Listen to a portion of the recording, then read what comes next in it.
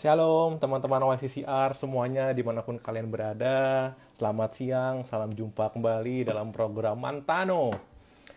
Senang sekali, semoga teman-teman semua dalam keadaan sehat, semuanya dalam keadaan happy, stay safe, stay healthy.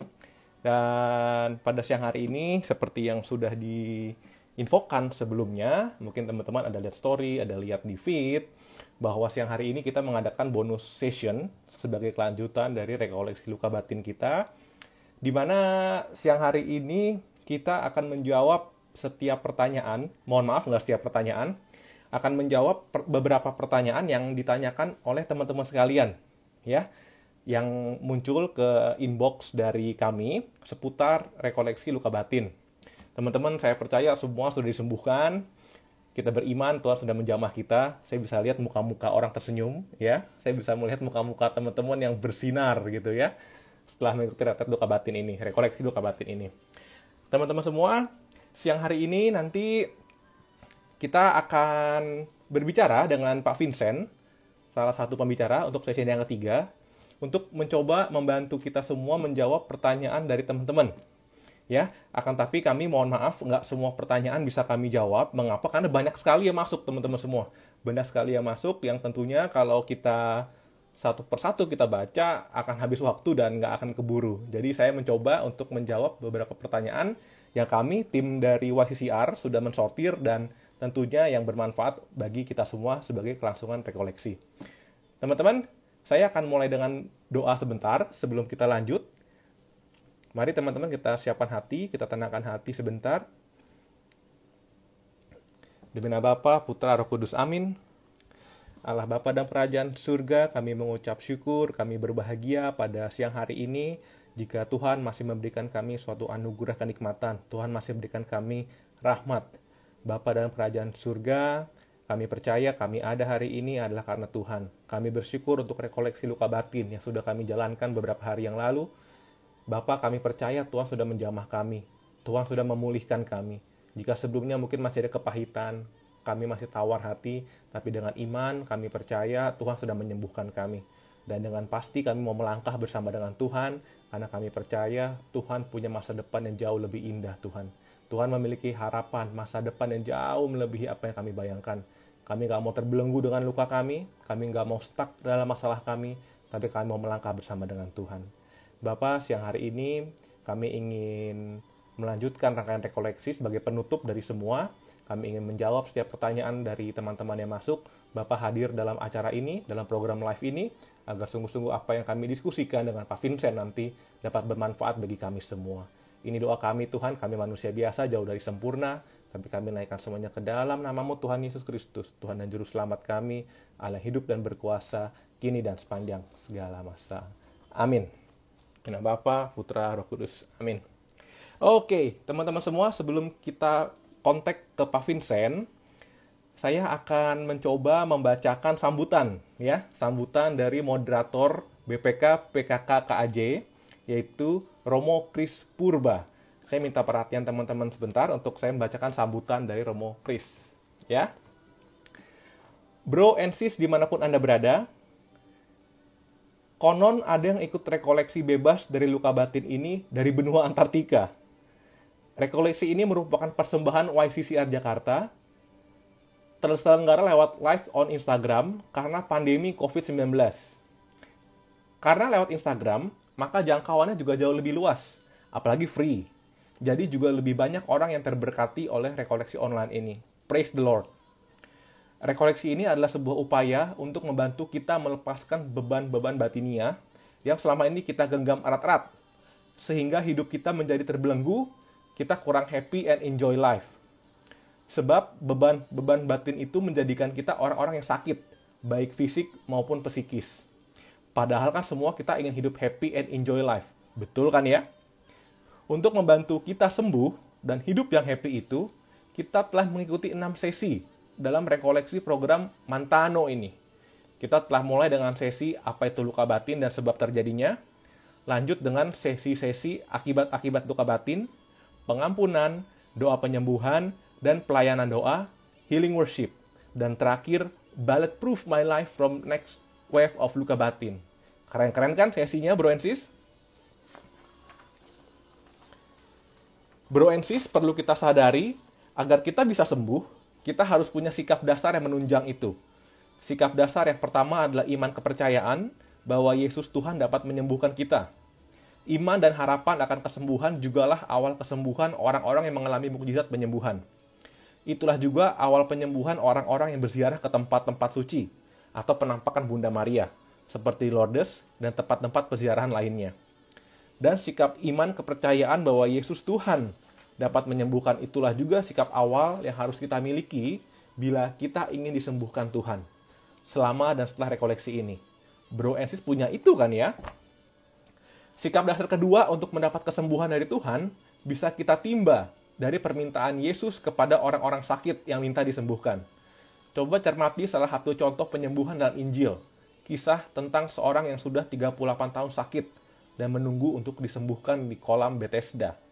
Yohanes 5 ayat 1 sampai dengan 9. Dikatakan dalam Injil Yohanes, ketika Yesus melihat orang itu berbaring dan karena ia tahu bahwa ia telah lama dalam keadaan itu, berkatalah ia kepadanya, "Maukah engkau sembuh?" Pertanyaan Yesus ini jelas menuntut suatu jawaban aktif, bukan jawaban pasif. Demikian juga halnya dengan kita. Apakah kita dengan mantap dan beriman menjawab, "Yes, I do"? Bila jawaban kita mantap, maka kita juga pasti akan disembuhkan Tuhan. Sebab Tuhan tidak pernah memaksakan sesuatu, tapi Tuhan selalu menawarkan sesuatu untuk kebaikan kita. Saya percaya bila kita punya sikap dasar tadi, percaya dan berharap sungguh sembuh, dan punya sikap proaktif menjawab tantangan dari Yesus, "Maukah engkau sembuh?" kita juga akan disembuhkan segera. Sabda Yesus, tidak ada yang mustahil bagi orang yang percaya. Penghayatan iman seperti di atas dirumuskan oleh seorang guru rohani bernama Santo Ignatius dari Loyola, yang mengatakan 100% usaha manusia, 100% rahmat Allah, bukan 50-50. Maksudnya adalah bahwa kita harus bekerja atau bertindak seakan-akan seluruhnya tertanggung dari usaha dan kerja keras kita sendiri. Tapi itu hanya bisa terjadi juga karena Allah yang menyelenggarakannya. Karena Allah yang berkarya dalam diri kita. Jadi kita sembuh karena usaha kita seutuhnya. Dan itu bisa terjadi karena Allah yang menyembuhkannya. Karena itulah awal kesembuhan selalu dimulai dari diri kita sendiri. Tanpa kita bergerak maju dan proaktif, kita hanya akan berada pada situasi sebelum kita mengikuti rekoleksi ini. Harus ada langkah ke depan untuk maju dan mau sembuh. Ada yang mengatakannya, where there is a will, there is a way. Dan Tuhan telah menyiapkan sarana-sarana kesembuhan kita itu. Tinggal kita mau mengambilnya atau tidak. Terima kasih atas partisipasi Bro and Sis selama mengikuti rekoleksi online YCCR Jakarta 2020 dengan tema bebas dari luka batin. Terima kasih banyak kepada teman-teman panitia YCCR Jakarta. Semoga semua mengalami suatu healing. So, stay safe and healthy, cause coronavirus is still around. Be a humble and happy person always. Hati yang gembira adalah obat yang manjur, tetapi semangat yang patah mengeringkan tulang. Amsal 17 ayat 22. God bless you all. Amin. Jakarta, 22 April 2020, Romo Kris Purba SJ, moderator BPK PKK KAJ. Demikian surat dari Romo Kris sebagai pengantar pada siang hari ini. Saya mewakili teman-teman dari YCCR Jakarta juga mengucapkan banyak terima kasih kepada Romo atas support dan dukungan yang sudah diberikan pada kami semua selama ini. Mohon Romo untuk terus mendoakan kami, mensupport kami. Semoga kami kepemudaan BPK Jakarta, YCCR Jakarta dapat terus berkarya lebih lagi. Nggak cuma berhenti sampai di sini, tapi ke depannya kami harap kami juga bisa berkarya lebih lagi untuk melayani teman-teman semua. Ya, jadi mudah-mudahan ini hanya awal dan kedepannya kita bisa lebih berkarya lebih besar lagi. Terima kasih Romo Kris. Bagi teman-teman yang dari daerah yang mungkin nggak pernah tahu kayak gimana muka Pastor Kris, saya ada fotonya. Saya akan kasih lihat kepada teman-teman semua. Saya udah print ini tadi teman-teman. Ya, ini adalah Pastor Kris. Ya, kelihatan teman-teman? Ya, ini dia. Ganteng teman-teman ya, awet muda ya. Nah, sengaja saya print high screen nih teman-teman, high resolusi. Ya, ini Romo Kris, moderator kita semua, BPK PKK KAJ. Thank you Romo Kris, senang sekali Romo atas sambutannya. Semoga segera kita bisa bertemu nanti ketika ada sudah normal kembali. Dan teman-teman semua, seperti yang saya janjikan, siang hari ini kita akan tergabung dengan Pak Vincent selaku pembicara sesi ketiga, sekaligus juga sebagai Ketua BPK, untuk mencoba menjawab beberapa pertanyaan dari para teman-teman yang sudah masuk ke inbox dari YCCR Jakarta. Saya segera invite Pak Vincent, mohon ditunggu teman-teman semua. Shalom Om Vincent. Shalom Gary. Selamat siang Om. Selamat siang semuanya, selamat siang semua teman-teman, selamat siang Bapak Ibu yang terkasih. Tuhan memberkati. Amin. Sehat ya Om? Sehat-sehat semuanya. Gimana Om, sudah mulai bosan belum di rumah? Bosan sih enggak, justru kesempatan baik ya. Jadi kita lebih banyak waktu untuk bisa lakukan retret agung. Retret agung. Puji Tuhan Om, puji Tuhan.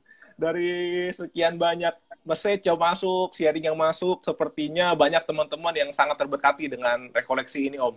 Ya, bahkan puji Tuhan lah, banyak orang yang mengalami ya kebaikan Tuhan. Ya, nggak cuma Jakarta aja Om, tapi dari berbagai kota dan bahkan luar negeri Om. Dari benua lain ada yang ikut live streaming kita untuk rekoleksi ini. Puji Tuhan. Hari kemarin saya juga baru dapat WA dari Manokwari ya. Dia juga Manokwari. Ya Manokwari. Dan yang lain-lain luar biasa ya. Yes. Baik, Om Vincent, ini pertanyaan sebetulnya ada banyak banget, tapi kita nggak mungkin satu-satu. Yang saya ada saat ini yang udah di shortlist sebetulnya Om, tapi tetap aja banyak.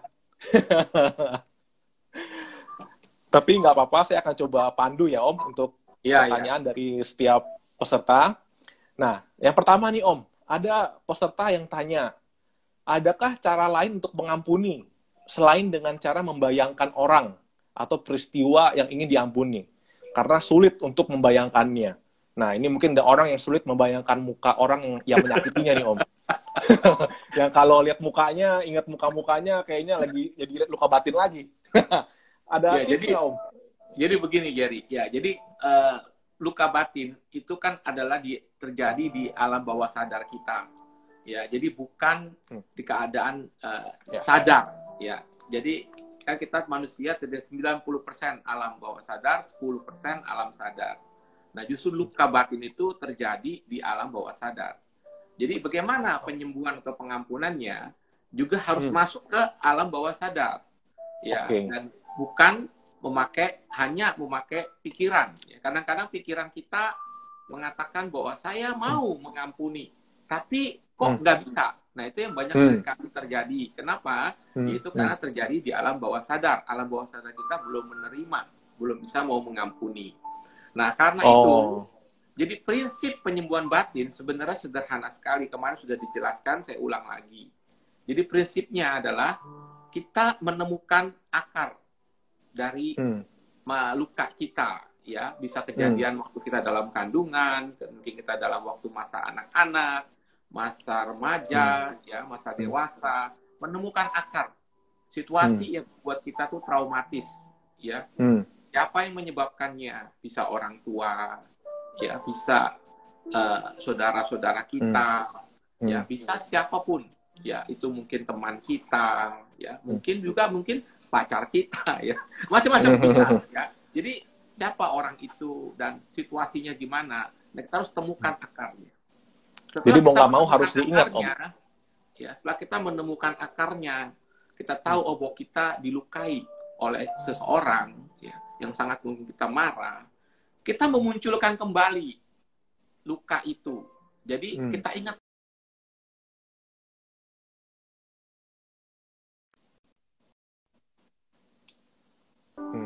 Nah, ketika kita munculkan kembali luka itu, memang sakit, tapi jangan lama-lama. Nah, kita mengundang Yesus untuk menyembuhkan luka itu. Mengundang Yesus menyembuhkan luka itu, caranya bagaimana? Tidak ada cara lain mengundang Yesus. Cara paling gampang awalnya adalah dengan imajinasi iman. Jadi membayangkan Yesus hadir dalam peristiwa itu dengan kasihnya, dengan cintanya, dia membalut kita, menyembuhkan kita. Nah, itu cara teknik untuk penyembuhan luka batin. Jadi, kalau kita susah untuk membayangkan, mungkin kita belum fokus, belum konsentrasi. Ya, satu. Kedua, suasana. Ya, dalam proses doa, jadi pengampunan itu kan juga doa ya. Itu harus ada suasananya. Nggak mungkin dong kita doa pengampunan di suasana yang rame, ya. Di tempat yang enak, yang nyaman, yang sepi. Iya. Ya, dan kita harus mau fokus dan juga mau membuka hati, itu penting. Itu walaupun memang sakit, ketika kita membayangkan itu mungkin kita sakit, ya. Tapi nggak ada jalan lain. Ya kita harus munculkan kembali. Ibaratnya kayak luka ya, nanah itu dikorek lagi ya, sakit memang. Dibersihin gitu Om ya? Ya, dibersihkan. Nah, setelah itu ditambal dengan kasih Tuhan. Ya, kayak gitu, Jan.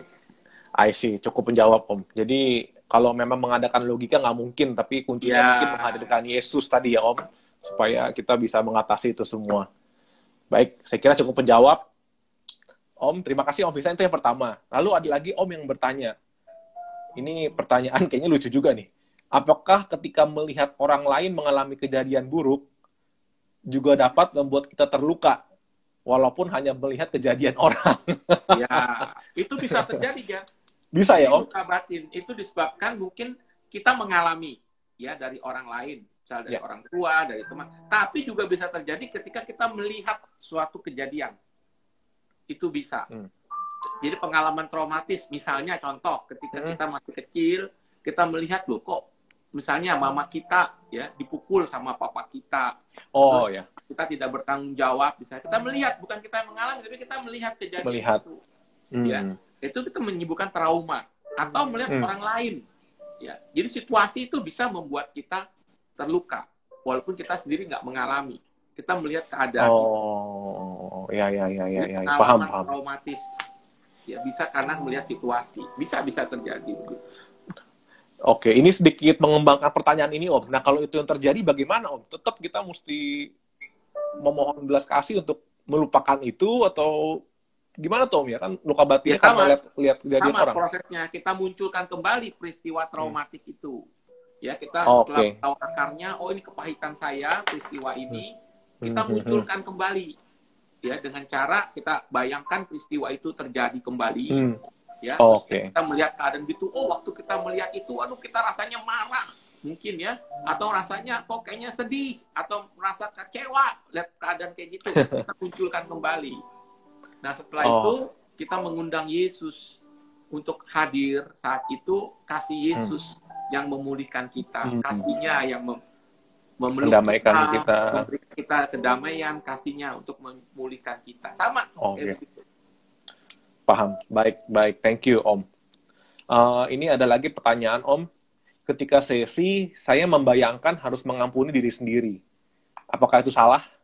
Apakah saya menjadi self-centered, egois, karena membayangkan diri sendiri? Nah, ini ada yang merasa salah atas dirinya nih Om. Ya, itu nggak salah, itu benar juga. Karena kan kita katakan waktu itu, kita bisa marah kepada 4 sebenarnya, bukan 3 ya. 1, marah kepada sesama yang telah melukai kita ya. Kedua, bisa marah kepada diri sendiri. Kita merasa bersalah ya karena gara-gara kita. Contoh pernah kejadian ada seorang yang tidak bisa mengampuni dirinya sendiri karena gara-gara dia lahir mamanya meninggal. Gitu. Jadi dia merasa selalu gara-gara dia makanya mamanya nggak ada. Jadi dia merasa bersalah sekali. Dan itu dibawa tuh sampai dia dewasa. Perasaan bersalah itu ya. Terus kemudian juga marah kepada siapa? Marah kepada Tuhan. Bisa terjadi. Kenapa orang yang saya sayangin dipanggil? Kenapa ini sesuatu saya miliki diambil? Itu dia marah kepada Tuhan ya. Terus yang keempat, marah kepada situasi atau keadaan.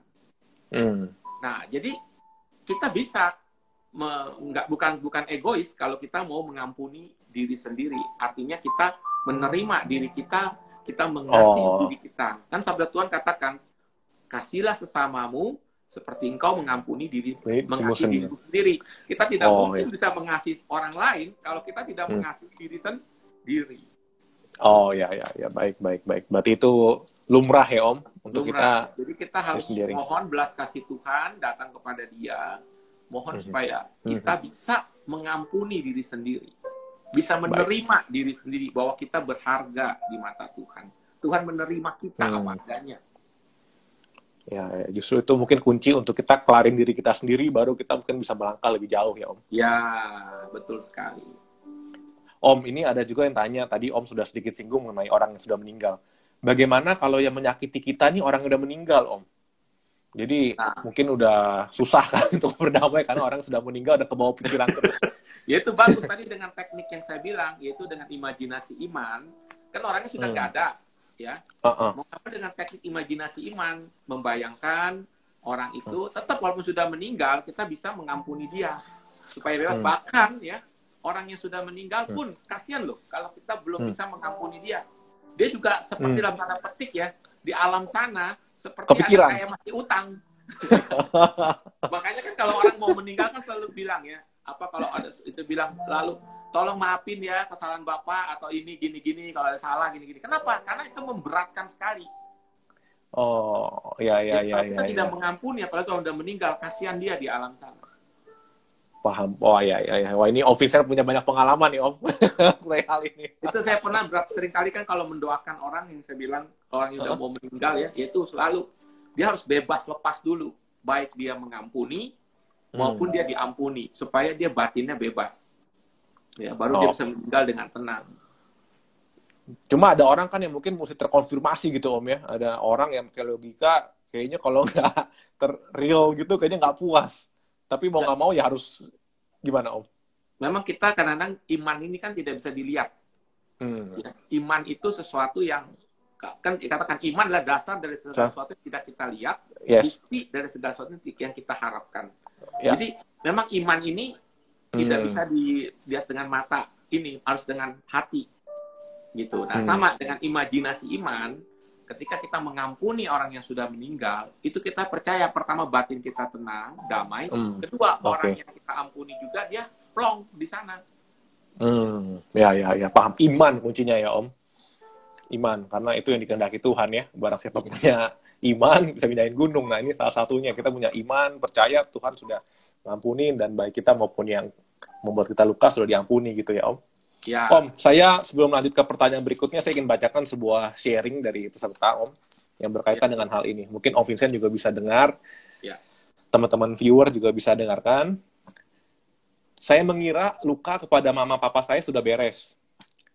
Sebelum mereka dipanggil Tuhan, saya pernah minta maaf, karena pernah membenci mereka. Saya kira udah selesai. Ternyata belum tuntas. Saat saya didoakan oleh Om Vincent, di sesi 3, saya merasa dibukakan Tuhan. Ada yang belum selesai. Saya dulu sangat membenci papa, karena saya pikir mama meninggal karena papa yang suka menyakiti mama. Saya membenci mama karena kurang kasih perhatian, dan berpikir mama bodoh menerima perlakuan papa. Tadi saya menghadirkan mama papa saya, dan saya menangis. Saya melihat Tuhan memeluk saya, dan papa mama saya, badan saya gemetar panas. Itu sharing dari seorang teman yang berusaha menghadirkan sosok mama papanya tadi Om, sesuai dengan yang Om anjurkan ya, imajinasi iman. Dan merasakan sesuatu dalam tubuhnya. Betul, jadi ketika orang mau dipulihkan, dia harus punya keterbukaan hati. Gitu. Harus ada kemauan dan keterbukaan hati. Dan keterbukaan hati itulah yang membantu dia untuk mengalami pemulihan. Keterbukaan hati ya Om. Keterbukaan hati termasuk. Keterbukaan hati itu kayak gimana? Iya betul. Membuka diri seperti apa itu Om? Keterbukaan hati, membuka diri. Mungkin banyak orang yang nggak paham gitu Om. Saya pernah mendoakan dulu seorang bapak ya. Acara pencurahan Roh Kudus. Ya, ketika saya mendoakan dia, bapak itu tangannya begini. Nantang kayak nggak percaya Om ya. Ya, terus saya dengan lembut saya suruh dia buka kedua tangannya sambil saya bisikin di telinganya ya, Pak, arahkan hatimu pada Yesus. Terus dia bilang apa? Saya sudah arahkan. terus Om. Bayangin, nah itu namanya bukan membuka hati. Ya, dia sampai selesai pun dia tidak akan mengalami apa-apa. Karena memang dia sudah menutup pintu hatinya. Keras hati. Jadi, ya Om. Nah, ibaratnya kalau bahasa itunya itu margaau. Oh. Seau, Auban. Seau, Auban. Ya, Om. Om kayak mama saya Om ngomong Auban. Ya, jadi orang yang keras hati susah. Makanya Tuhan bilang, lembutkanlah hatimu. Kan ada lagunya. Bapa, kita mohon agar Tuhan melembutkan hati kita. Karena keterbukaan hati, kelembutan hati inilah pintu masuk penyembuhan karya dalam diri kita. Ya, saya jadi ingat Om, kalau di Alkitab setiap kali Yesus mau bikin mukjizat, dia selalu bilang kuatkan hatimu gitu ya, lunakkan hatimu, buka hatimu, jaga hatimu gitu ya, supaya mukjizat terjadi. Iya, betul. Baik, Om Vincent, ini pertanyaan berikutnya nih. Misalkan kita melaksanakan doa pengampunan seperti yang Pak Vincent anjurkan, itu akan terjadi sepihak aja kan? Cuma kita doang nih sepihak. Kalau kita bisa mengampuni nih, kita ampuni katanya. Tapi orang yang dituju itu nggak sadar. Gimana tuh Om? Mungkin ini masih kayak dua arah nih. Gimana ya? Paling bagus karena begini, ada orang yang kita merasa terluka oleh orang tersebut, tapi orang yang melukai kita, dia tidak tahu bahwa dia melukai kita. Ya. Nah, itu gimana tuh Om? Bener tuh Om. Sering dalam pelayanan tuh Om. Itu yang rugi siapa sebenarnya? Yang rugi adalah kita sendiri sebetulnya kita sendiri, karena kita menanggung beban itu. Saya masih teringat ada suatu cerita bagus sekali nih. Ada seorang ibu guru ya. Dia pada murid-muridnya itu dikasih tugas suruh bawa kantong plastik sama bawa kentang. Ya. Kentang itu adalah dituliskan namanya di kentang itu orang yang melukai dia. Jadi setiap hari suruh bawa sebanyak orang yang melukai dia. Jadi kalau orang yang misalnya dia marah kepada 3 orang, dia bawa 3 kentang. Sama bawa kantong plastik isinya kentang itu. Kemanapun harus dibawa. Ya, mau ke toilet, mau kemana dibawa. Nah, hari kedua kan udah mulai capek, kemana-mana dibawa. Yang apalagi yang bawanya banyak gitu. Yang orang yang dia marah, yang dia melukai dia kan makin banyak orangnya, makin banyak kentangnya. Kemana-mana tuh anak-anak bawa semua, ke toilet kemana bawa ya. Hari ketiga, keempat, seminggu, lama-lama kan kentangnya busuk. Ya, karena busuk, otomatis jadi bau kan. Kemana-mana dibau, busuk, bau-bau, lama-lama nggak tahan. Akhirnya pada teriak, semua komplain sama bu guru. Nah, setelah udah sekian, 1 minggu lebih, ibu gurunya bertanya, ngasih tahu sama mereka. Kalau kamu marah kepada orang ya, yang melukai kamu, atau kamu benci kepada dia, ibaratnya kamu membawa sesuatu yang busuk dalam hatimu. Ya. Membawa semerbak yang hatimu juga berat, dan membawa juga bau yang busuk kepada orang lain. Semakin banyak orang yang kamu merasa melukai hati kamu, semakin berat beban kamu. Nah, tidak peduli orang itu mengerti apa enggak melukai kita, yang menderita siapa? Kita yang dilukai. Jadi, walaupun orang itu nggak sadar melukai kita, ketika kita mengampuni dia, yang untung siapa? Kita yang bebas. Hati batin kita tenang, berkat kita tidak terhalang. Ya, jadi nggak ada masalah, dia mau tahu mau enggak. Tetap ampuni supaya kita bebas. Bukan hanya itu, supaya dosa kita juga diampuni. Karena selalu Matius 6, Bapak kami 14. Ya. Syarat kita menerima pengampunan dosa adalah kalau kita mengampuni orang lain. Kalau kita tidak mengampuni orang lain, dosa kita juga tidak diampuni. Kita kan pengen masuk surga semua toh. Karena itu kan tujuan hidup kita. Dan sangat disayangkan kita tidak bisa masuk surga kalau kita tidak bisa mengampuni. Ya. Baik.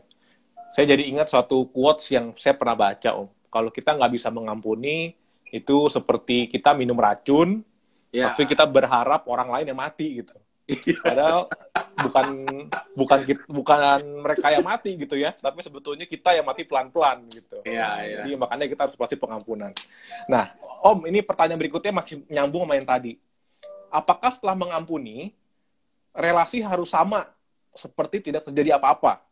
Bagaimana jika karakter orang tersebut tuh nggak baik, Om? Tetap aja ngeselin tuh orang. Apakah kita harus tetap menjalin relasi? Atau kita jauhin aja gitu, Om? Ada advice nggak, Om? Yesus ketika ditanya para murid atau Petrus, berapa kali aku harus mengampuni. Itu saya rasa waktu Petrus nanya itu kepada Yesus, mungkin dia juga sudah berapa kali mengampuni orang, tapi orang itu gablek. Tetap aja mungkin dia melukai, tetap aja dia mungkin ya nggak berubah orang itu. Ya, makanya dia tanya sama Yesus, sampai berapa kali Tuhan Yesus aku harus mengampuni. Terus Tuhan Yesus bilang, bukan hanya 7 kali, tapi 70 kali 7 kali. Maksudnya apa? Seberapa besar orang melukai engkau, tetap ampuni dia. Walaupun Pak, orang itu tidak berubah, tidak apa-apa. Ya, ketika kamu mengampuni, kamu sebenarnya menyalurkan kasih. Ya, dan luar biasanya, percaya deh, ketika kamu mengasihi, doa kamu tidak terhalang, kasih Allah itu juga akan mengalir kepada orang yang kamu doakan. Makanya Yesus bilang, doakanlah musuhmu.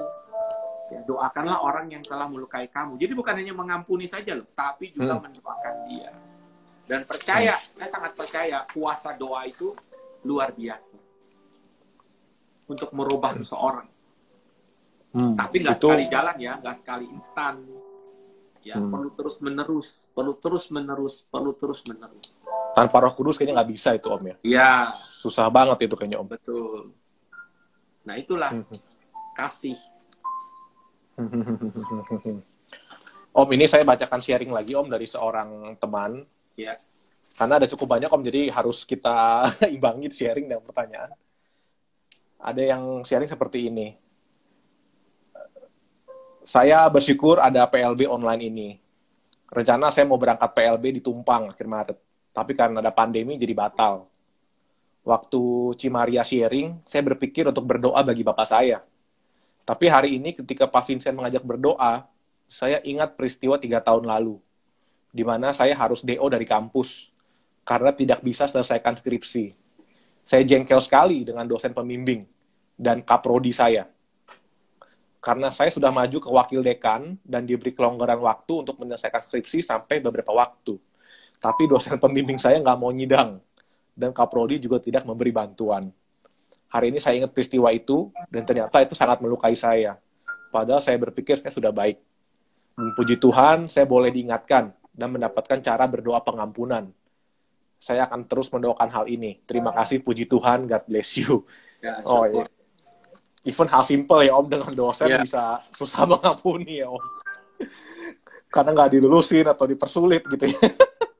Dan biasanya kadang-kadang yang saya bilang, kadang-kadang kita melupakan. Di alam sadar kita lupa akan peristiwa, tapi alam bawah sadar kita tidak akan pernah lupa. Dan masih itu akan muncul kembali pada saat kita mengalami kekecewaan atau momen yang sama, itu akan muncul kembali luka itu. Makanya kalau itu dipulihkan, ya diingatkan Tuhan, kita bersyukur supaya kita dipulihkan sehingga kita tidak sakit lagi. Karena pada orang yang bertanya, kapan sih luka batin dianggap sembuh gitu? Iya, ini ada juga. Iya, ada Om, ada. Ada Om, ada.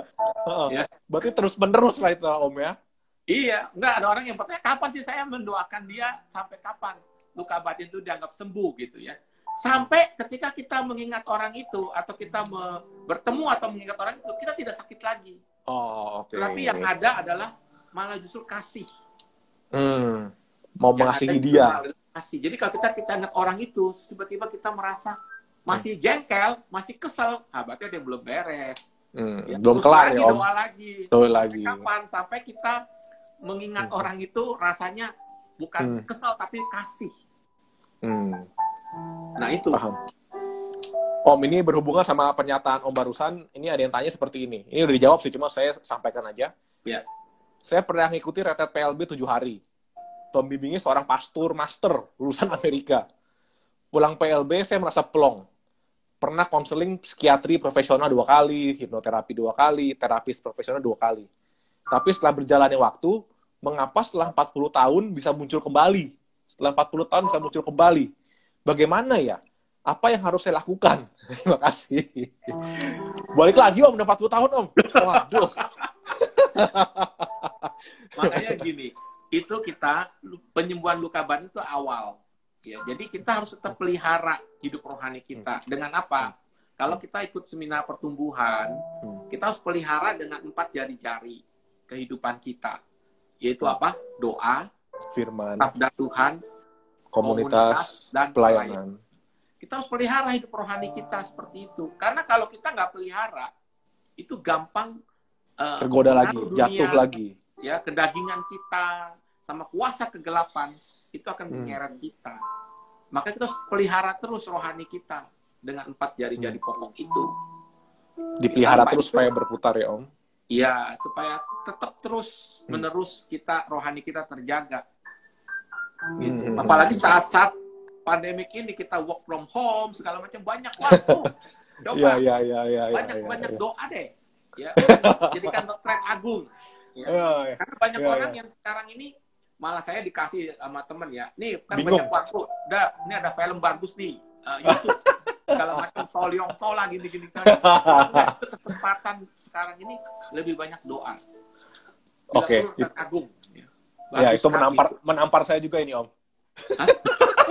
Menampar saya juga ini Om. Iya, banyak godaan film memang Om. Om, lanjut ya Om ya.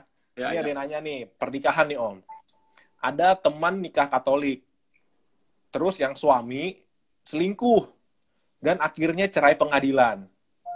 Lalu yang suami malah ditinggal oleh selingkuhannya. Jadi dia udah cerai sama wanita lain, ditinggalin sama selingkuhannya nih Om. Dan ingin kembali lagi ke keluarganya. Waduh, jadi udah ditinggal selingkuhannya mau balik ke keluarganya. Tapi kan sudah ada surat cerai. Tetapi keluarganya nggak mau kembali jadi satu. Tapi bilang mereka tetap mengampuni. Apakah mengampuni itu harus dengan jalan menerima kembali? Jadi mungkin di mulut ngomong mengampuni, tapi ketika suaminya bertobat mau balik gak dikasih juga gitu Om. Tapi ngomong mengampuni. Ini ada dua hal ya. Satu, secara pengampunan secara hati. Kedua, secara hukum gereja. Nah, kalau secara hukum gereja saya nggak begitu ini ya. Itu apakah dia sudah cerai secara gereja atau apa bisa kembali lagi, itu saya nggak begitu paham. Tapi yang saya lihat dari sisi hati yang mengampuni. Jadi kalau dari hati yang mengampuni, ya terimalah dia. Terimalah dia. Iya, maksudnya apakah balik kembali atau tidak, nah kita dari hukum gereja. Apakah hukum gereja memungkinkan? Apakah dia sudah menikah lagi orang tersebut, suami tersebut sudah menikah lagi dengan orang secara di gereja lain atau apa, kita kan nggak tahu ya ceritaannya gitu ya. Nah, apakah di dalam hukum gereja Katolik bisa kembali seperti itu? Nah, itu juga mesti ditanyakan kepada pastor. Tapi secara rohaninya, secara pesan rohaninya adalah kalau kita mengampuni, ampunilah, bebas segala macam. Untuk kembalinya lagi, ya itu kembali lagi dari hukum gereja, bisa apa enggak? Ya, ini nggak disebutkan sih dia karena hukum gereja atau apa, tapi nggak tahu kita ininya. Tapi basically intinya adalah kalau memang sudah mengampuni, terima dia kembali ya Om, seperti anak yang hilang kali ya, kita peluk lagi. Ini ada sharing lagi nih Om. Terima kasih saya ucapkan kepada semua tim yang mau mewujudkan rekolektif sampai hari ini.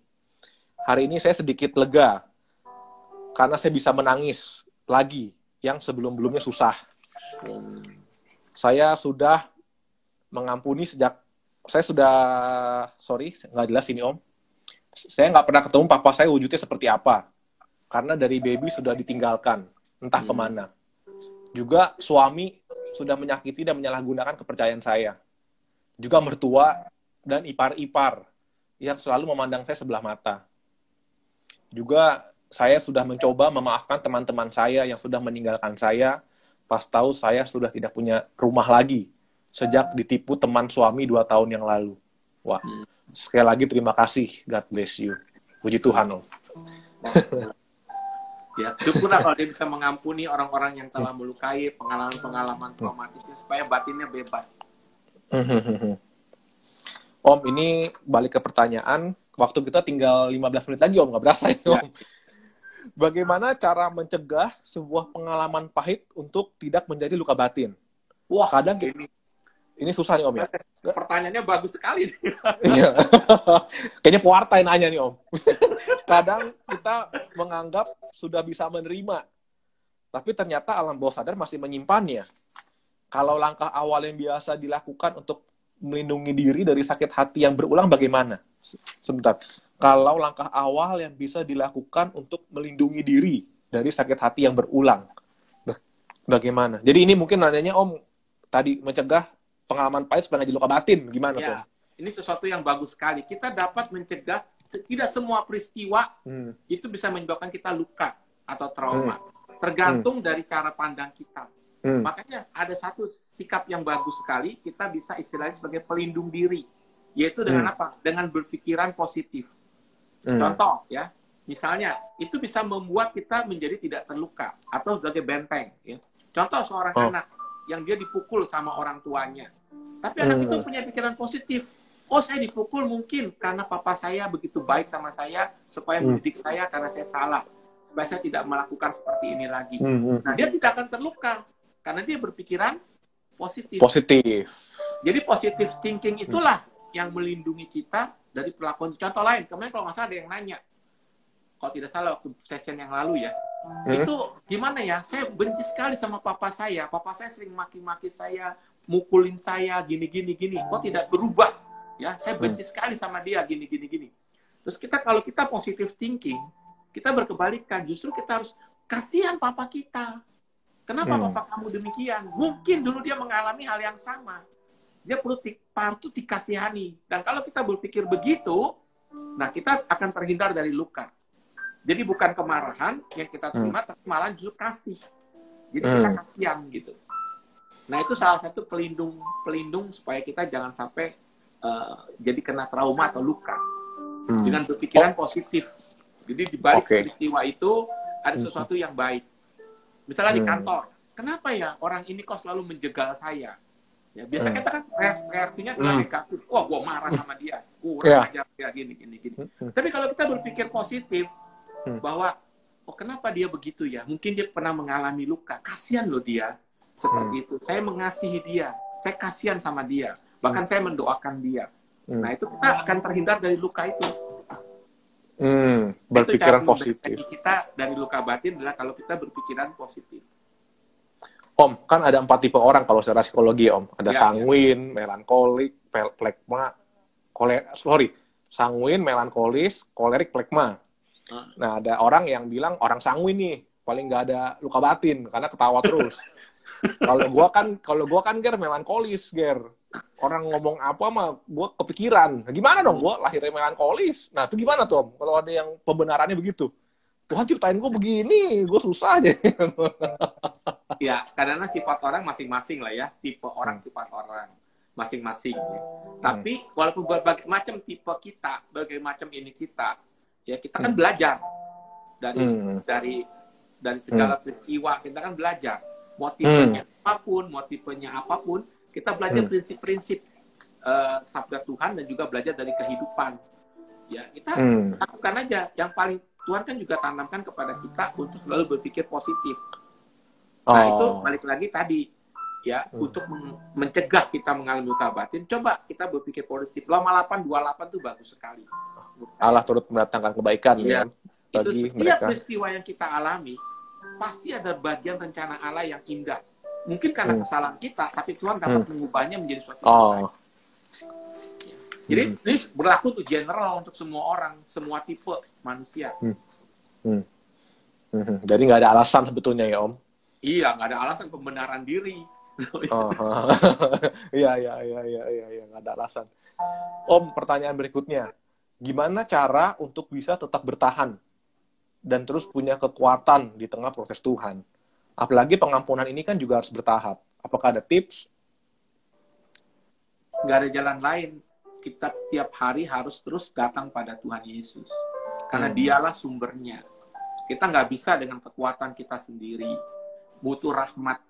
Ya, butuh rahmat. Maka itu datanglah terus tiap hari. Dalam doa, mohon belas kasih Tuhan, mohon rahmat dari Tuhan. Nanti kita akan bisa. Pengalaman saya gitu.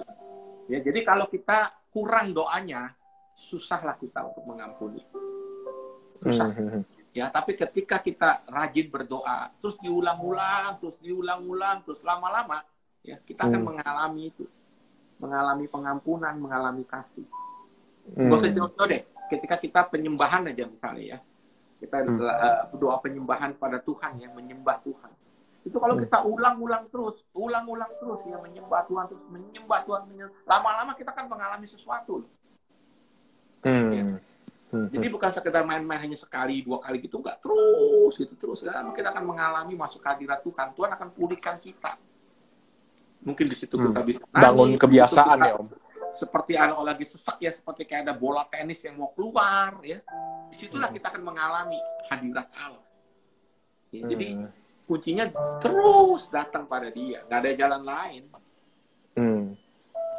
Om, saya pernah ketemu sama seorang yang sudah dewasa, udah orang umum lah gitu ya, di lingkungan, di paroki saya. Dia ngomong seperti ini, Gary, kamu mah enak, gampang bisa berdoa. Mungkin kamu udah pilihan Tuhan. Kalau saya mah susah begitu, katanya. Mau tiap hari berdoa tuh susah. Mungkin Tuhan punya rencana lain buat saya kali ya. Nah, dia ngomong gitu tuh, Om. Itu kadang-kadang banyak orang membenarkan diri ya. Ya, ya tuh. Membenarkan diri sebenarnya ya, gini loh. Kan saya selalu mengatakan gini. Cara paling gampang ngecek rohani kita rohaninya sehat atau enggak, gampang.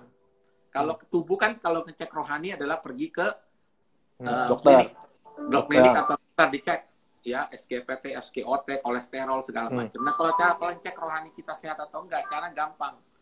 Kita berdoa itu kerinduan atau kewajiban. Kalau berdoa itu kita datang pada Tuhan kerinduan, berarti rohani kita benar. Tapi kalau doa itu kewajiban atau rasanya kepaksa, ada yang nggak beres dengan diri kita, dengan rohani kita.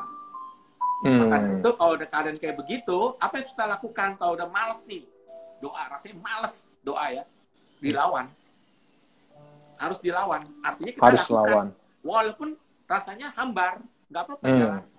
Makanya cara paling enak doa itu bukan hanya doa hafalan atau apa, paling enak kalau kita bisa memuji Tuhan. Praise worship gitu ya Om. Nyanyi gitu. Itu lebih membantu. Datang pada Tuhan, nyanyi, bersyukur, baru berdoa ya, atau memuji atau menyembah ya. Oke, noted. Om, aku rasa kita udah mengcover semua pertanyaan. Ya. Ada satu pertanyaan terakhir, cuma saya rasa udah dijawab tadi ya. Bagaimana kalau udah sembuh, LB bisa balik lagi? Ya bisa tadi ya Om. Makanya itu perlu 70 ke 7 kali terus-menerus. Om, tinggal 5 menit lagi, kita on air. Mungkin dari Om Vincent ada kata penutup untuk menutup rangkaian rekoleksi ini Om. Mungkin pesan untuk kita semua, pesan untuk pemudaan, dan nanti mungkin Om Vincent tutup dengan doa ya Om. Baik, terima kasih sekali. Pertama-tama, kami dari BPK PKKJ, dari Kepemudaan BPK KJ, luar biasa sekali, suatu program yang inovatif ya, rekoleksi online ini di situasi pandemik ini, itu suatu program yang luar biasa inovatif sekali ya, bisa mengadakan suatu rekoleksi luar biasa kerja daripada BPK Kepemudaan BPK ini ya, seluruh tim yang sudah luar biasa membuat workbook segala macam ya, juga memberikan dukungan doa, pelayanan doa, mengumpulkan orang-orang, suatu pekerjaan yang luar biasa sekali kalau menurut saya. Dan juga bagi teman-teman semua yang mengikuti program ini selama 6 kali sesi, yang